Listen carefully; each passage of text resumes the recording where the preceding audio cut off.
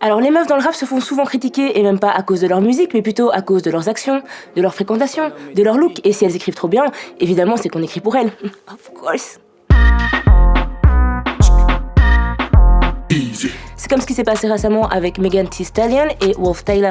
Alors il y a quelques semaines, il y a une rumeur qui courait comme quoi Megan utilisait un ghostwriter. Et cette rumeur aurait été lancée par Wolf Tyler. Elle aurait écrit la partie de Megan sur le morceau Simon Says en featuring avec Juicy J. Ce à quoi Megan a répondu par plusieurs stories en disant que c'était elle qui écrivait ses propres textes. Simon says eat a dick. Alors le bail a quand même monté en épingle, tourné en épingle? Non, monté en épingle. Bref, en gros, ça a failli partir en couille entre les deux, sauf que Wolf Tyler a répondu qu'elle n'avait jamais dit ça. Oui, elle a écrit les bridges, elle a écrit les hooks, elle a trouvé le nom du morceau, mais jamais elle ne voulait s'approprier le travail de Megan. Et elle a aussi précisé que c'était quand même dommage de prendre deux meufs qui s'entendent et qui se respectent et d'essayer de les mettre l'une contre l'autre. Ce qui se passe à chaque fois. Et c'est vrai que généralement, les meufs, on va essayer de les mettre en compétition, on va les pousser à se bitcher l'une sur l'autre ou à vraiment se crêper le chignon pour illustrer le truc.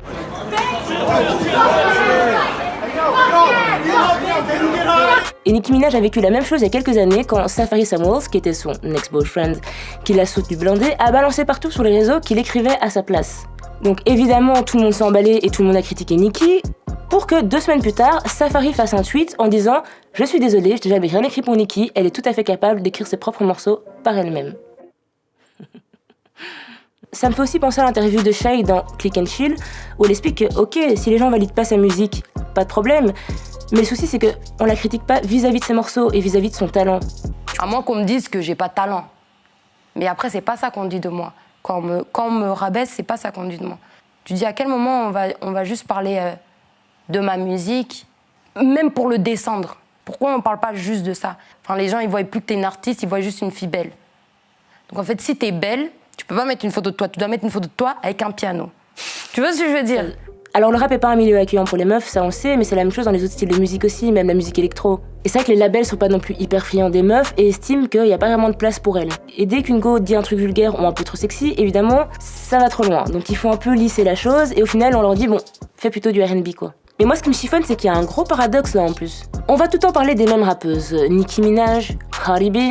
Mais comme dit Shay, au lieu de les critiquer sur leur musique, on va les critiquer sur leur look, sur leur apparence, sur leur dernière coiffure, parce qu'elles sont plus extravagantes. Alors qu'il y a des milliers de rappeuses à côté, hyper talentueuses, qui kick ça, genre.